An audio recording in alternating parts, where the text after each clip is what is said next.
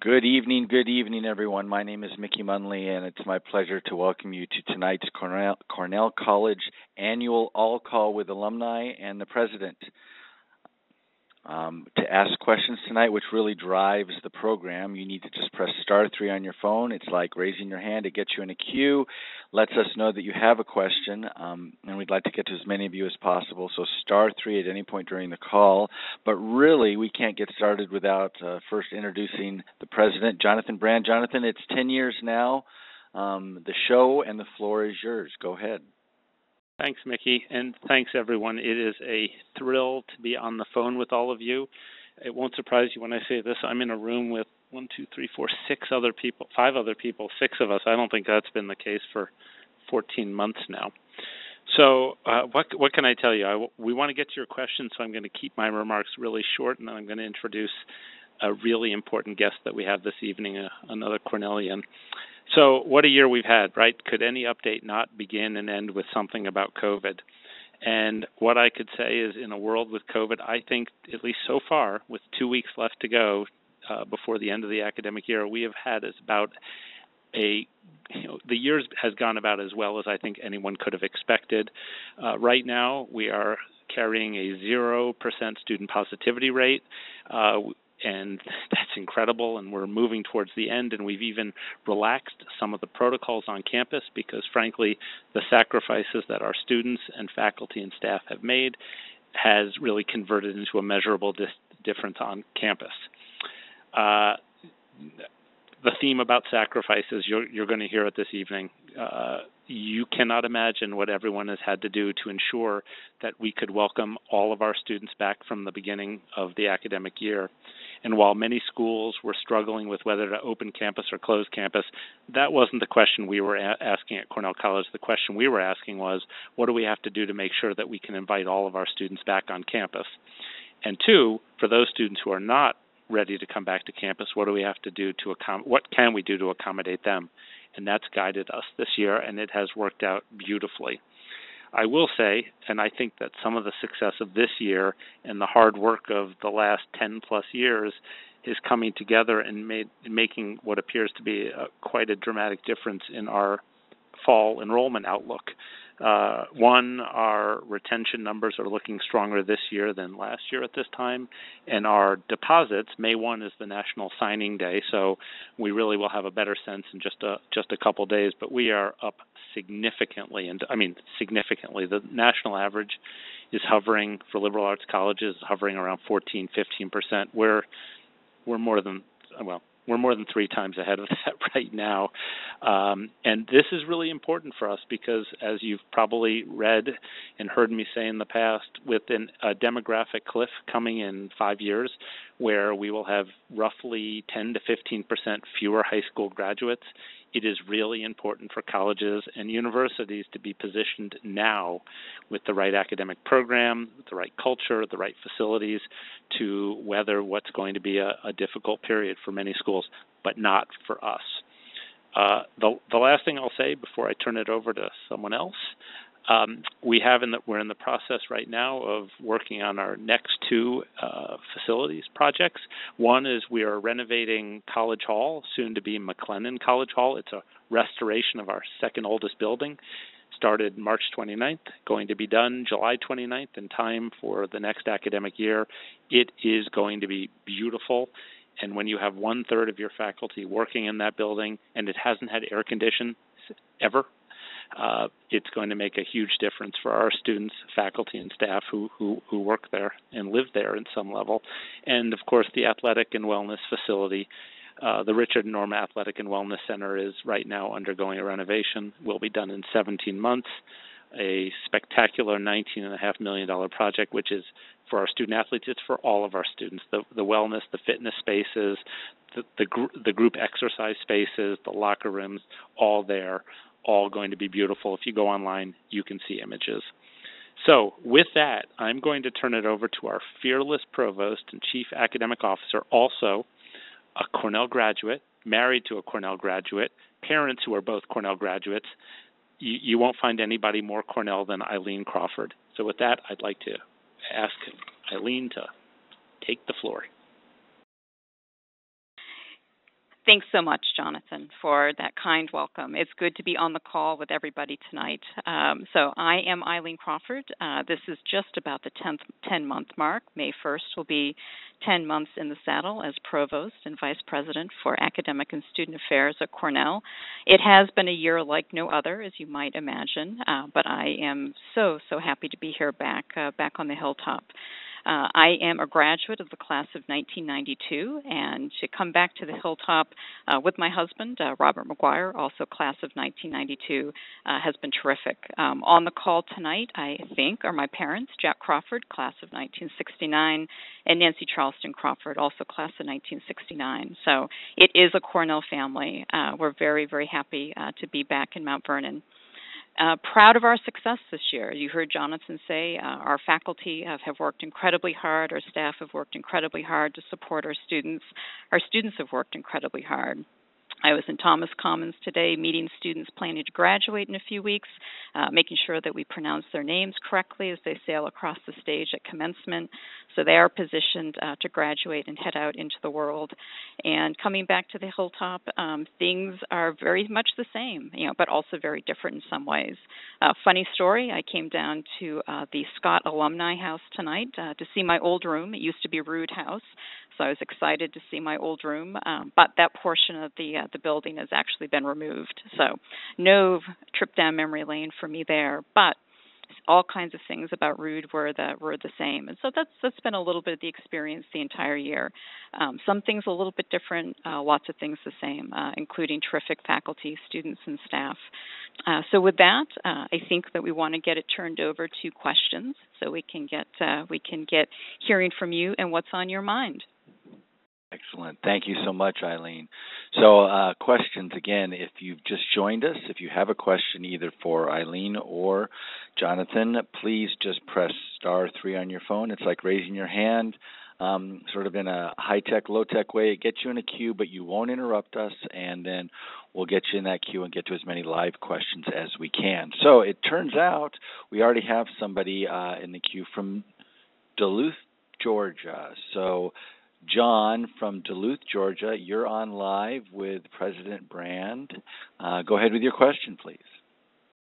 Well, thanks for taking my question. I guess I just want to know how things have been going. I'm just going to guess it's been up and down as far as morale with students, faculty, and staff. I mean, it sounds like things are now on the upswing if things are being relaxed for COVID protocols, but just give us a glimpse as to how everybody's been weathering COVID, and if there's anything that we as alums can do to support. Well, thank you for this question. It's been front and center on our minds the entire year. When we started the year, we went probably the first 10 weeks without, fewer than 10 students testing positive. And so we thought that things were generally going well. We believed it. We had put in place very strict protocols. So, for example, up until this week, students have not been allowed in each other's residence halls. And in fact, we had a certain point in late October when we started to see a dramatic increase, and we got worried that we could see a spike that we weren't going to be able to control. So we had to tighten down the restrictions and had to prohibit students from going into each other's residence hall rooms, for example. I guess what I'd have to say for the whole year, we've had to be really flexible depending on what the data showed us each week. I mean, we have this dashboard that you can look at updated. I mean, we're testing 3 times a week. And so depending on what the results were showing us, we'd have to tighten down students, their ability to to meet in lounge, socialize in lounges together, to congregate in indoor settings. And I will admit, the morale this year, it really was something that we had to pay attention to from start to finish, because everyone has an expectation for what a Cornell College experience is going to be like. And this year, in light of COVID, there was just no way that we were going to be able to deliver fully on that experience. And the students and the faculty and staff, we all sort of had to commit to it together. Now, on balance, thankfully, I think by the end of the year, we can see it was a worthwhile investment to push through with these sacrifices and with our protocols and rules that everyone really had to embrace together. Otherwise, our students wouldn't have had a collegiate experience, and that would have been just disastrous. So in terms of what you or any alum can do as it relates to faculty and staff and students, I mean, I'll say this over and over, to the extent that anyone has expression of thanks that you would like to share with all faculty and staff, with individual faculty and staff, students, we will communicate those faithfully. I mean, I think the words of support actually go a long way to help people see that what we did all collectively was worth it. Great. Okay, thank you so much. So we'll move on. We actually had a couple questions that came in over the electronic transom, so to speak. So Provost Crawford, this one was directed to you. It's from Julie in Cedar Rapids, class of 88. And she asks, what have been the biggest challenges and the biggest rewards with the shift to offering classes online and in hybrid formats for both faculty and for students? So thanks for the question, Julie. There have been challenges and there have been rewards. So I'm glad that you see that from both perspectives. I think the biggest challenge has been for our faculty when they're in the position, and students when we're trying to bridge some students that are in person and some students that are remote and that are off campus. So that hybrid space where you have some students that are physically in the classroom and some that are joining that classroom remotely, to be able to bridge those two audiences. Well, I think we've found effective ways to do that has been the ongoing challenge in those hybrid spaces. On the other hand, there have been some significant rewards and opportunities, moving into online and hybrid formats. And so we've got so many faculty that have really taken this as an opportunity to rethink their teaching, to really accelerate into the curve that the pandemic has represented, and to really innovate their teaching. So we have faculty doing more with flipped classrooms, all kinds of innovative uses of breakout rooms in economics classes, engineering classes, language classes, but also the ability to bring in guest speakers, for example, that they just wouldn't have had access to. So international and folks from all over the U.S. being able to join classes, be guest speakers in classes, and give students some direct contact, some really exciting research and speakers that they otherwise wouldn't have had access to. So I think it's been a mixed blessing in different ways. But faculty are already talking about things that they'll hold on to after this, having developed some of this capacity and things that they want to continue after the pandemic. Great, thank you very much. We'll head back to questions from the phone, and this is Bruce in. Bruce is in Richmond, Virginia. Bruce, you're on live. Please go ahead with your question. Thank you for taking my call. It's been a 40-plus year concern that the college has a first-rate academic programs but has a third-rate endowment, and it doesn't seem to change. Is there any hope for having that as a resource that can cover more of the institution's needs going forward? Thank you, Bruce. I think thank you. It's a great question, and obviously a question front and center for the trustees and for the college. I mean, when I look out to the future of higher education, I think really the future for many colleges and universities will be strained and difficult into the future. And the schools that are going to not just survive but thrive into the future, one, they're going to be creative and willing to take bold risks. Two, they will have strong financial foundations, and that is the endowment, to your point. And three, they're going to have an inspired alumni base. Those are to me, the three characteristics of the schools that are going to do well into the future. So the board has an investment committee. They are singularly focused on wise investing and, frankly, wise usage of the endowment. I mean, it's sort of axiomatic for colleges and universities to not spend more than 5% of an average of the endowment. And we've had years in the past, over decades, where we were spending more than 5%. Well, that's not sustainable long-term for an institution. And so the board has addressed that, and we've addressed that. We're addressing that on campus. and wise investing, and recognizing that over the course of time, and philanthropy, which is a part of the current campaign that we are in right now, those three together, wise investing, not spending more than an organization should permissibly spend, and really powerful philanthropy focused on the endowment. Those three together, that's how endowments grow. And so the board we're all focused on that. I mean, we've got to do that, and that's not a 1 or 2 year play. That's a multi-year commitment that we all are making. Great, thank you so much. So let's go ahead and move to another question on the phone. Again, *3 if you'd like to ask your question. We're going to head to South Carolina to Jane. Jane from South Carolina, you're on with the Provost and the President. Please go ahead with your question. Thank you. This is Jane from the class of '69. And I can go on and on to alums and potential students about then and now and how wonderful the Cornell experience is. But can you give me the short answer to what is really setting Cornell apart to make it the Cornell experience? And what I'm hearing and want to be able to communicate to others is how Cornell is so unique as well as sustainable over time. Well, thank you, Jane, and it is great to hear your voice. I wish we were in the same room together. So my one sentence or two sentences altogether, I would say, thanks to one course at a time and to the culture of this college, we offer our students teaching and learning the way students want to learn, an education on a student's terms, experiential learning, flexible, agile. We know that students want to curate their own educational experience. And again, with our culture and our one course at a time methodology, it is possible here in a way that it's not possible anywhere else.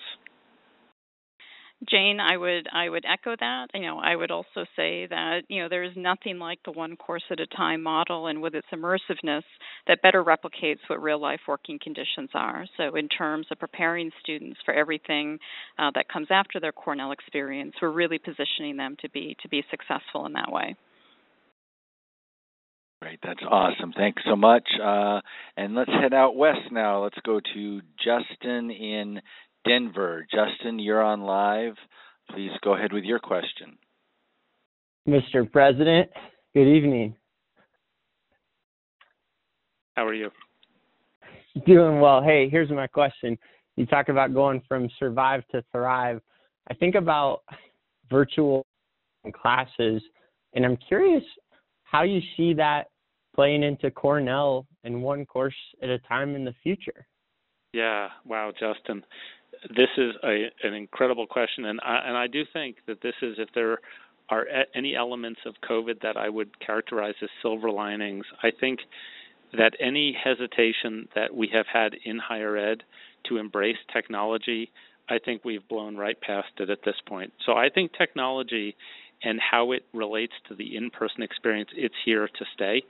And so I think our epiphany when we think about virtual learning is one, after COVID, and I choose to believe that we are coming out of COVID at this point, students across the country are rushing back to colleges and universities. They are desperate to have that return to the experience. They want to be together. They want to be in a room. But by the same token, there is no doubt that technology is, one, going to allow us to expand what our students are learning and where they're learning and how they're learning. So I wouldn't be surprised if many of our classes have technological components. I teach in politics on campus, and in my class I have guests visiting all the time. Cornell graduates, we have a federal judge in Nashville who has joined my class every year. That will continue and expand. The other piece of this that we've learned this year, and this is a technological, an insight related to technology, which is the platforms and the software that exists in higher education related for students has historically been relatively clunky and not user-friendly in the same way that technology has been for our students in their personal lives or in their social lives. And so the recognition, the realization this year is, as we move forward, all of the technology that we offer our students sort of as a wrap around the in-class experience, it's got to be as user-friendly and as enjoyable as the platforms and the software that they're using in their lives out of the classroom. And so that I think that's where we're headed at Cornell, is we really are going to think about how technology dovetails with the classroom experience, expands it, makes it more possible, makes active learning in the classroom even more possible, even though I will say that is really how our classes are run right now. And then to use technology to sort of support student success around each and every student. Justin, I would say that there are also ways that technology is going to extend the Cornell experience to new audiences. And even now, we've recently launched our MFA program, that was initially conceptualized as an on-ground program. Launching it during the pandemic, we made the decision to launch that, remotely, and that was very, very successful. So that ability to move that into a hybrid space as well has been pretty exciting for us and presents some new opportunities for Cornell in the future. And Justin, if I can add one last thing, and this is really more related to you all as alumni and to parents, which is I don't think historically we've been very good at ensuring that all of our activities are available online. I mean, athletic events for sure, but convocations and guest speakers and colloquia. And I think thanks to COVID, we've just sort of blown right past that. I mean, I think that's going to be an expectation for every campus event at this point, that it's going to be available to people wherever they are. I mean, I just think that's we have to expect that of ourselves, and we know that you all and parents and students who might not be on campus, they want that also. Okay, thank you. Again, that's *3 to ask a question. We'll come back. We'll go to Illinois now, to Park Ridge and Dr. Fredrickson. Hang on one sec. I clicked the wrong button. All right, Dr. Fredrickson from Park Ridge, you're on live now. Go ahead with your question. I have a question as to whether or not you're going to require vaccination of your students as they return to Cornell in the fall. Thank you, Dr. Fredrickson. Another great question, and one that we are still considering. I will say there are a couple factors, which is one, if you believe the science, it would suggest that reaching herd immunity is going to require people to get vaccinated. I mean, we've had a good year this year, not just because people have followed the protocols, but we also, I mean, we're close to, if not over 50% of our faculty and staff are now fully vaccinated, and that's really made an enormous difference. So I can say personally, I'm very supportive of it, but there are some other aspects to this calculus that we have to consider, which is one, there are communities and students who come from marginalized communities who are suspicious of vaccinations, and so we have to pay attention to the fact that there are some who are really resistant to it and don't want to get vaccinated. I will also say, despite all of our best efforts, one way or the other, and we know in an optimal world, our plan would be to make a decision by June 1 for the fall.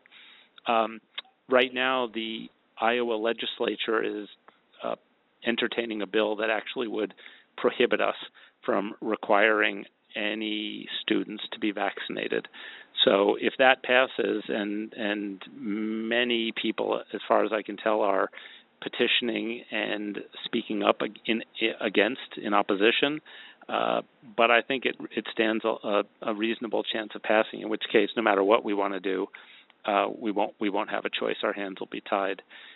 If that does pass, actually, it still won't address whether or not we require employees to be vaccinated. And that, we also have to consider the fact that right now the vaccinations all have emergency use authorization. I understand that there's a possibility that at least Pfizer and Moderna will both gain permanent authorization over the course of the summer. That would even help a little bit more. I'm in support of it. The question is whether we'll be in a position legally to implement it. So I hope that helps. Okay, thank you. Moving on, we'll stay in Illinois to Mardell in Elk Grove. Mardell in Elk Grove, you're on live. Go ahead with your question, please. Yes, I I was a graduate in 1954, so my time at Cornell was in the early 50s. And back then, Cornell was a good Christian college of about 650 students. Now, at the beginning of the program, Dr. Brand remarked about the number of people who will be coming back, and that we seem to have a good picture of what that will be, and we're in pretty good shape. But I would like to know, what is the actual population right now at Cornell, and what do you anticipate that it will be next year? Right. So we started this academic year just over 1,000 students, and interestingly, our incoming class was about 3% larger in the fall than it was the year before. And based on the strategic planning work that we're doing and what we're modeling right now, we anticipate probably being in the 1,030 to 1,050, and our plans are to slowly and incrementally, methodically grow to about 1,200. That's sort of the next level that we're looking at, is to grow to about 1,200 students. I mean, I think that is of high strategic importance for this school. Interestingly, again, in a world where you look at a declining population of high school graduates, if you survey them and ask what's a small college, they'll say under 2,500 is a small college. So we know that we need to comprehensively grow the institution. And of course, the key anytime an institution grows is you have to do it in a manner that doesn't denude or harm the personalized nature of it. Our 20-year average is about 1,048, I think. So we're just a hair below that. But our plans over the next couple of years, we will grow. Okay, let's head to Belmont, Ohio, to Dr. Bush. Dr. Bush, you're on live. Go ahead with your question, please. Hi, thank you. This is Judith Bush. Before I start, I wanted to quickly share with Ilene and you, President Brand, that my mother graduated in 36. I'm from the class of 63, and her parents went to Cornell, and her mother graduated, I think it was 1913, and my mother and I both lived at Root House. I just wanted to share that commonality. Well, you've got me beat, that's for sure. So thanks for your call tonight. Sure. My question is about international education, which has been a big passion of mine in my own post-Cornell academic journey. And I just wondered in what ways the pandemic has affected it, if it shut it all down, whether there are any international students or whether there are any study abroad programs that are even possible during the pandemic. And thanks. Well, as you can imagine, I mean, COVID has had a dramatic impact both on our outbound students and our inbound students.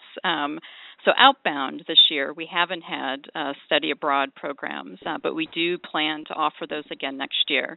So faculty and students are busy planning to go abroad next year and getting pretty excited about that. In terms of inbound students, as you can imagine also with COVID, we've had a lot of our international students that haven't been able to get to campus this year, so they've been studying remotely. So when I answered Julie's question a little bit earlier about what some of the biggest challenges for our faculty have been, that's also included teaching to students that are in time zones around the world. So when they're doing in-person synchronous learning with their students, sometimes their students have been in China, and I've talked with some of our students in China early in the morning here. When it's late at night there, they're getting ready to log into to class and participate in class. So technology has helped, but we are really looking forward to welcoming our international students back to campus, and are hoping that things will be easier for them to get access next year, certainly as vaccines become more available and as some of these travel restrictions lift. But my commitment to international education is like yours, and we have a long-term plan to continue to cultivate those students and to welcome more international students to campus. We also continue to have an active partnership with Beihua University, particularly serving our engineering program. So we have some faculty that are delivering courses in partnership with Beihua University. This is University in Northeast China. Some of those students matriculate to Cornell after finishing their Beihua program. So that's a particular group of students that we're invested in, and we'll continue that partnership in the years to come. That's been very successful for us. Okay, thank you so much. Let's move down to South Carolina to Dr. Dean. Dr. Dean, you're on live. Go ahead with your question, which I believe is for the provost. Go ahead with your question, Dr. Dean. Having gone through an academic career, selection of faculty is always a very, very important part in the development of an institution and programs in the institution. One, I would like to first put a plaudit on the Fellows Program. My wife and I sponsor a fellow, and the class of 58 has been very active in that. An output of that is that when we come back in the fall, and my class, such as we are now, comes back every year. And one of the things that they do is we meet for lunch with the current fellow that goes to the coast of South Carolina. And that interaction is a terrific impact on them and on us. And so that I'm a big supporter. We are big supporters of the Fellows Program and what its output is. But the question I want to ask is recruitment of faculty. How is it going? Is it difficult? Do you have any advantages? So thank you so much for your support of the Fellows Program. That's such an important opportunity for our students. They benefit so much from that. In terms of faculty recruitment, the higher ed right now, there are a lot of challenges. Many institutions are not hiring right now. So we look forward to being able to welcome some new faculty to the Hilltop. That process is very important. It's a way for us to grow our programs, to sustain the programs that we have. So this is new in my role. So I've been here for about 10 months now. And one of the things that can really make an impact, as you know, since you've been in a similar position, is your ability to hire and bring new faculty to the institution. They will shape what academic programming happens in the future. They will set the tone and the environment, the kinds of relationships that they can have with students. It's important that our faculty reflect our student body. So as we go forward with hires in the future, we'll have an increasing eye as our student body diversifies, making sure that our faculty is diverse in the same way. So thanks so much for your question. Okay. Excuse me. Okay, great. So now let's go to Scott. Scott, I'm not sure where you are, but I know you want to talk about athletics. So you're on live. Go ahead with your question. Yeah, so Scott Ryerty, I'm in St. Louis, and I just would like to find out when kids that are looking at Cornell versus other small schools to play athletics, are they seeing the renderings of what's going to happen at Cornell, and do they get excited about that? And then does the general population who can go there for a wellness center and get themselves healthier by going there, are they excited about the future changes that are coming? Scott, it's great to hear your voice. Yeah. Just terrific, and say hello to my fearless St. Louis. So the answer is yes to every single one of your questions. So first of all, the project is under construction, so you actually couldn't miss it. But there are images on the outside along the street and along the parking lot, and we have images inside the building. The coaches have reached out to all of their, spoken to all their current students, shared images with all prospective students. On campus, we talk about it all the time. We talk about what the project contains, what it includes, the timeline, which is very exciting because it's going to be done in basically 17 months, which means the beginning of the next academic, 1 year after this academic year.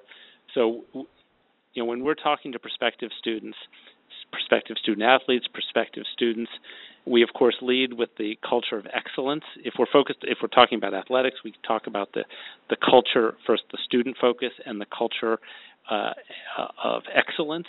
The drive to win, and we lead with, and we talk about how the coaches and the buildings and the building and the outdoor spaces make that all possible. Yeah, we're talking about it everywhere, and it is generating an enormous amount of excitement. I mean, it's really incredible how it is negating something that has been holding us back for some time. Okay, great. Thanks so much. Now let's head out to the far west, to California, Chula Vista. Dr. Zhu. Dr. Zhu, you're on live. Please go ahead with your question. Oh, hi. Thanks for taking my call. This is Dixon. I graduated in class of 2013.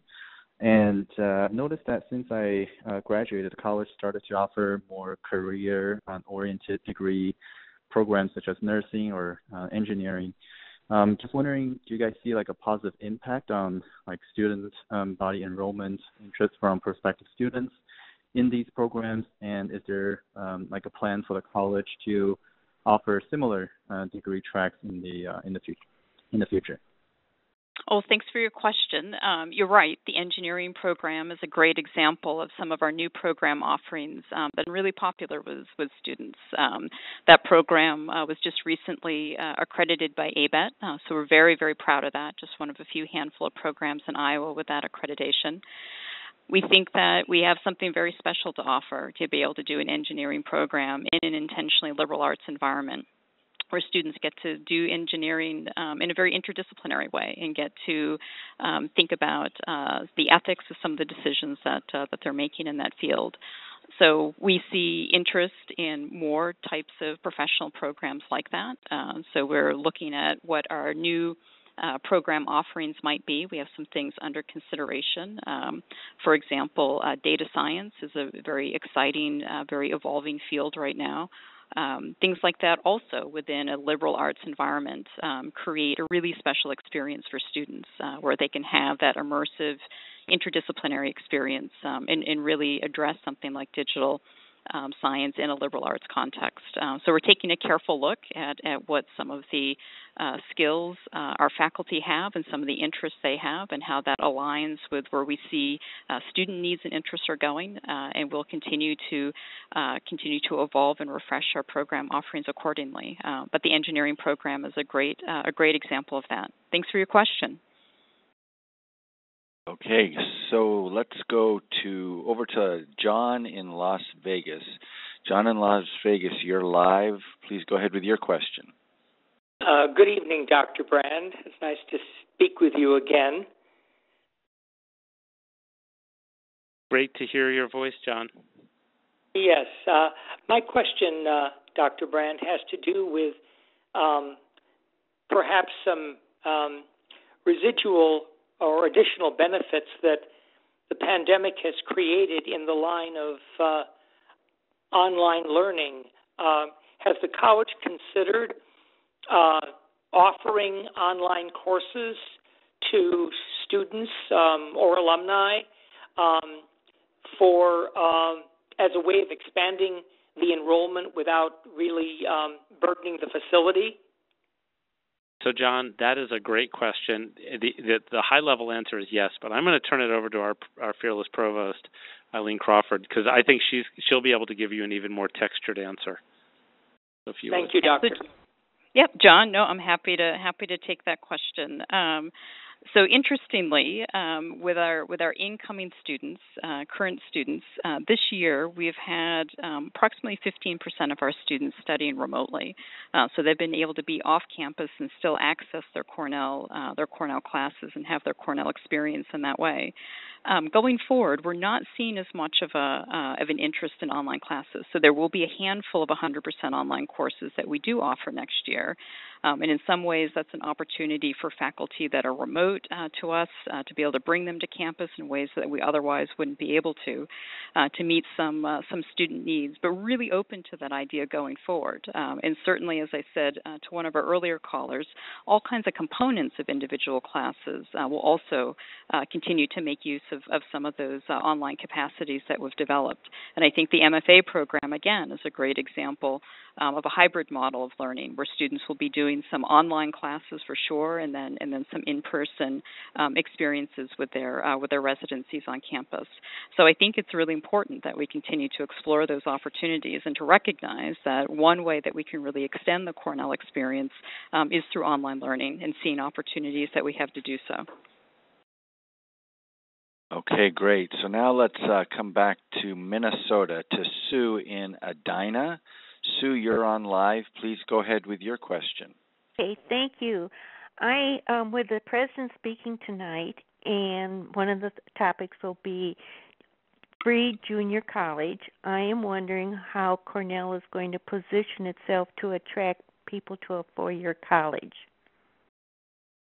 Well, thank you for the great question. I think, this is the $1 million, $64,000 question. I really think it all comes down to the value proposition. Students are looking at schools and they are asking, how is this institution, how is this educational experience going to set me up for personal and professional success? And so I think we know that we've got to really pay attention to the experiences and the education that our students are telling us they want, we know that they need, that plays to what we do that no other school can do. So that's one part of it, which is really the value proposition. And I have to say, we undertook a study earlier this year and got a sense from our students who had inquired about Cornell College, what they're looking for in a college. And one of the areas, for example, where we are now requiring students to have these experiences, we know that students overwhelmingly want internships, and they want to study abroad. And thanks to Ingenuity, our core curriculum, our new core curriculum, we will require all of our students to have no fewer than 2 of these experiences, and we're going to make it financially possible for them to do it.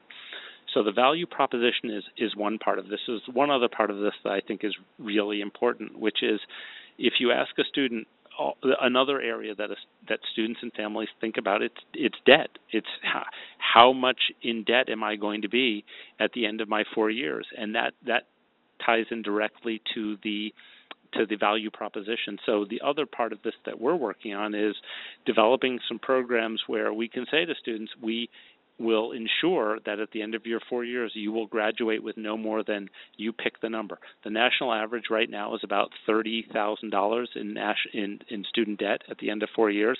We're right around that national average. That's not good enough. And so we've got to bring that number down for our students because they are scared of having debt when they graduate because they see it restricts their future possibilities and opportunities. And this is an area where, as we go out and we're fundraising with our alumni and friends of the college, you're going to hear more about the ever greater importance of financial aid because we want students to graduate with as little debt as is possible. Okay, so now let's go to Beth in St. Cloud. Beth in St. Cloud, you're on live. Please go ahead with your question. Thank you. This is Beth, class of 1983.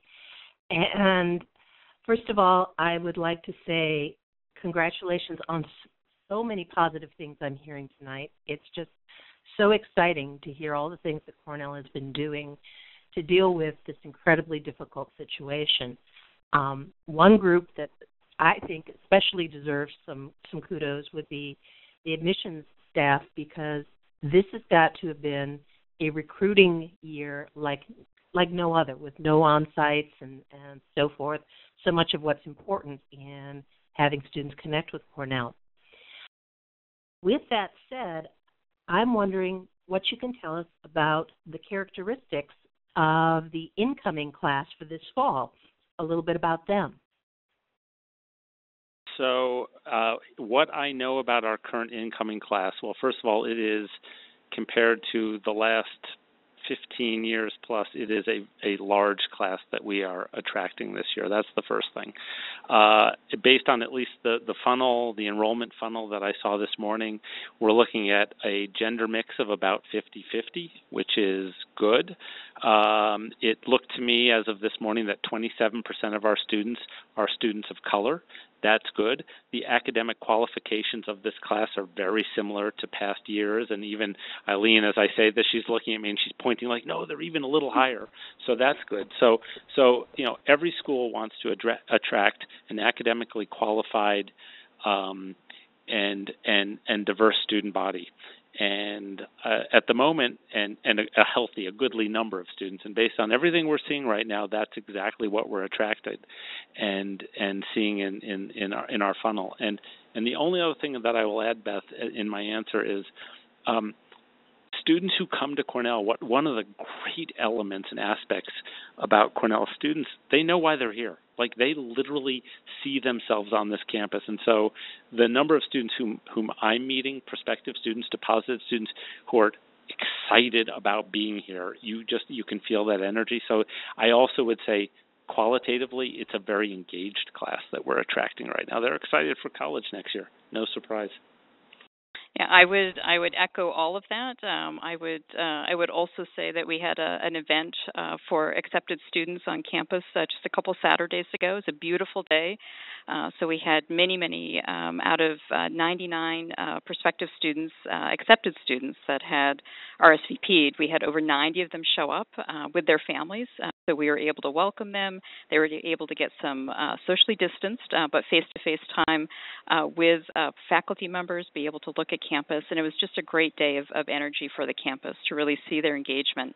And I think we really need to give a shout out to our new Vice President for Enrollment Management, Wendy Beckemeyer. So Wendy arrived just a few months after I did. She's been a great partner to work with, and we're really excited to see some of the results that she and her great team are getting already. All right, let's head down to Houston, to Dr. Fox in Houston for Dr. Fox's question. You're on live. Go ahead with your question, Dr. Fox.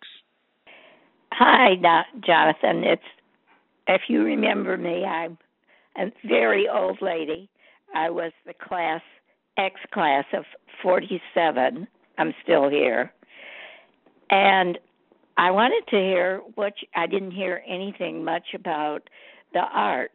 What's happened to the theater and the speech program and the music program, which was so well known during my days? I also lived at Rood, and the last time I was there, my old room was still the attic where we had stayed for several years. So, Dr. Fox, it's great to hear your voice. I have to tell you, we are actually coming to you live from the attic. Oh, no. So if you tell me what corner of the attic is your room, we'll just go sort of pay a little tribute to that corner of it. Yeah, we're in the crow's nest right now. Oh, how funny. We had the whole floor. There were three of us that shared that as a room. Okay. Well, we had the whole. We're there. We're there right now. We're sharing the floor right now. That is so funny. So, well, it's great to hear your voice, and yes, I definitely remember you. Let me, if you don't mind, I'm going to turn this over to Dr. Crawford, Ilene, who will be able to give you probably the best response possible. Yeah, well, so our arts and music programs, our fine arts programs, performing arts programs are something that, as you know, we've always been tremendously proud of at Cornell. Things that have changed since I left campus include McWethy Hall being renovated. So the fine art department, the art history department, has moved down into McWethy Hall, and it's just such a beautiful renovation. So really pleased to see the artists, the art historians in that space. We're looking forward to getting students back into their studios, getting our ceramicists back onto their pottery wheels and the kilns going, and seeing all that really thrive again in the coming year. Our music program, we had a concert outside today, and I will say that between that and a steel drum performance that we had last weekend, that was really marking, return to normalcy for us on campus, to be able to enjoy musical performances and to be able to enjoy each other's company in that way again. So those have been real promising turning points for us as a campus. Our theater, if you've not been able to catch some of our theater productions this year, our theater faculty faculty really brilliantly worked very, very hard with our students to develop and deliver some remote performances this year. So you're able to log on and see those online. And they did some wonderfully, wonderfully creative work. And their last production is going to be coming up in the next couple of weeks. So you can certainly access the website to see how you can stream that when it's released.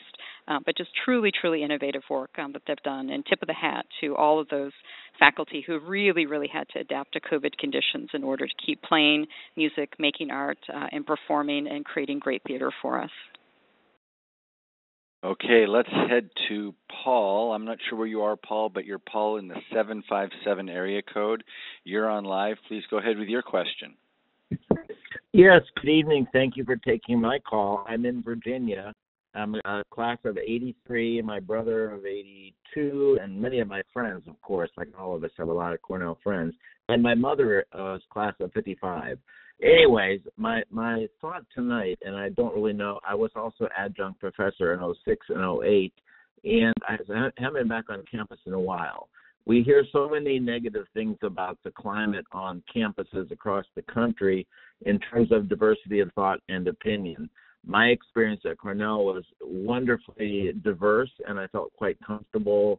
I came out of a background of McCarthy for President campaign and the riots in Chicago, so I had a certain point of view when I got there. But I'll never forget my experience there. It was wonderful. There was room for a lot of different opinion and thought, and it was kind of a free environment as far as I experienced it. I don't know because I haven't been there, but you would know better than anyone. What are we doing, or what can we do, or what do we do to make sure it's a place where people can feel comfortable and explore different points of view?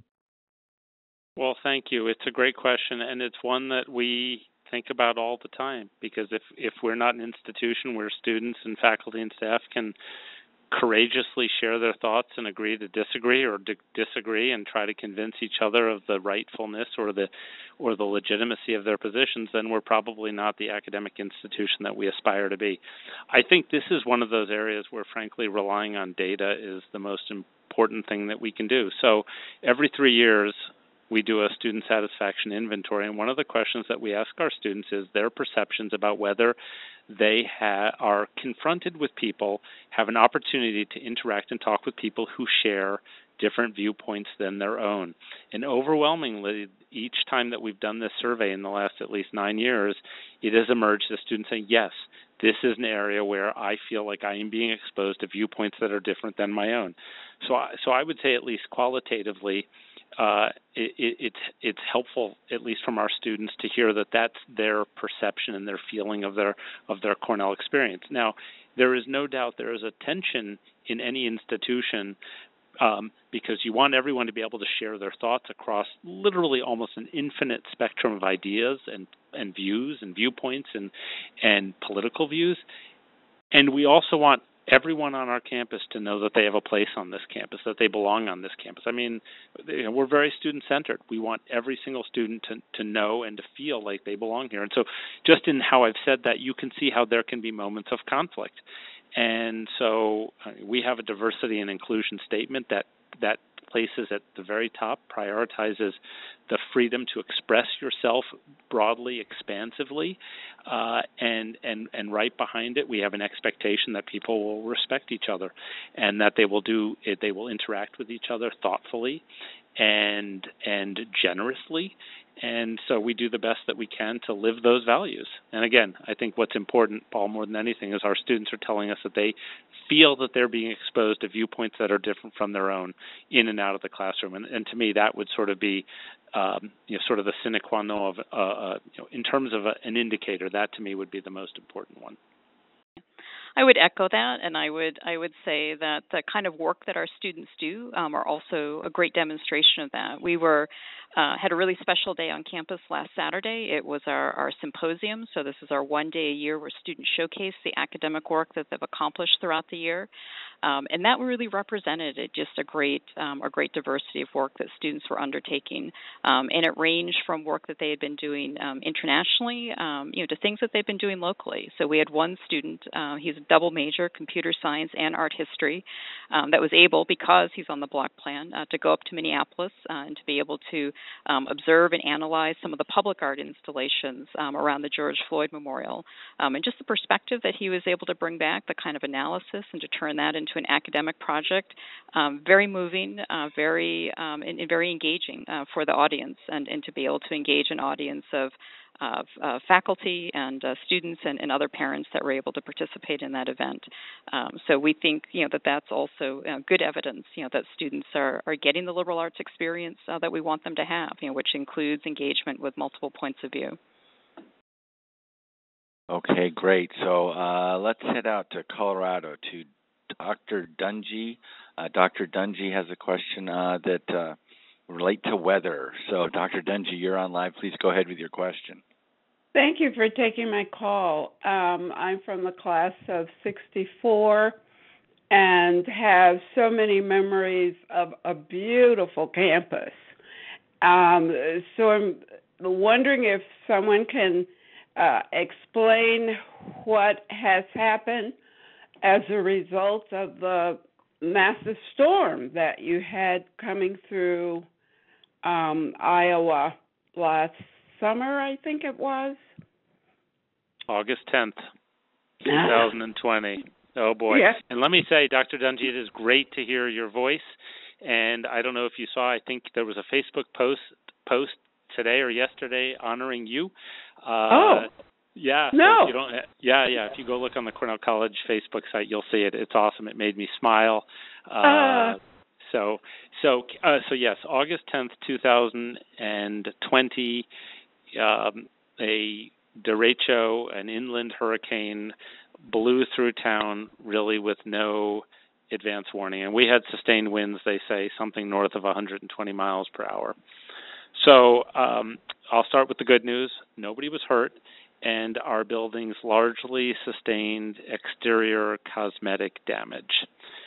That said, the campus was a war zone, was really decimated by the storm. We have about 1,700 trees on campus. You've all been on campus. It's on the National Historic Register for a reason. It's called Mount Vernon for a reason, the trees. We lost 170 of our 1,700 trees. Another 100, so we had to remove them. Another 170 have been damaged. Outside the Gardner President's house is the oldest ginkgo tree in the state of Iowa, and the tree the tree's fine. The tree is going to make it, but boy, it looks very different than it did 10 months ago. So the campus has been cleaned up. It was a full community effort, and now that winter is over, we're back to cleaning up campus, and by cleaning up, I mean we're starting to put down seed and grow the grass, and we will, over the course of the next year, 2 years, be planting trees left and right. For anyone who's never been on campus, they'll walk across campus and say it's beautiful. For anyone who's been on campus, you will see thinned out areas you'll notice groves, stands of trees that are no longer here. I mean, it was really pretty traumatic, and this was just as students were coming back to campus. So thank you for the question, Dr. Dungy. All right, thank you. So I realize there are more questions, but I also just glanced down at the time and see that we're about at an hour, and are so grateful for all of you joining us tonight, for your questions. I apologize to those of you whose questions we were not able to get to, but in the interest of respecting your time, obviously I want to draw this to a close here, but there's certainly plenty of opportunities to stay engaged with Cornell, and we hope you do in many ways beyond tonight's all-call. So to wrap things up, I'm going to toss it first to our Provost Crawford. The floor is yours. Thank you so much for calling in tonight. It was great to get a chance to hear your questions and talk to everyone. Just as we're looking towards commencement and beyond, just a reminder that we have a Block 9 and a Block 10 this year. So we are been experimenting with summer classes. We've got 135 students registered for summer classes that will be online. So that gets a little bit back to John's question earlier tonight about ways that we're looking to extend the Cornell experience to an online one. So that will give students an opportunity to continue to be with us off campus and doing work and other things that they want to engage in this summer, but also continue their Cornell experience and take some courses with us. So we're looking forward to a busy summer once we get past commencement. And I will toss it over to President Brand to say a final farewell. I'll make it quick. Thank you, everyone. I love having these all calls when we can be together and answer questions. I encourage you, as you can, start coming back to campus. And I hope you can see we are on a really good path right now. And I encourage you to stay in touch and to to see what's happening and to jump in and join us. I mean, we've got lots of things we're doing, and as I said at the beginning, I think schools that are really going to have the brightest futures are the ones where the alumni and friends are jumping in and inspired to participate in the life of the college. So thank you. Really a thrill for us to have this time together.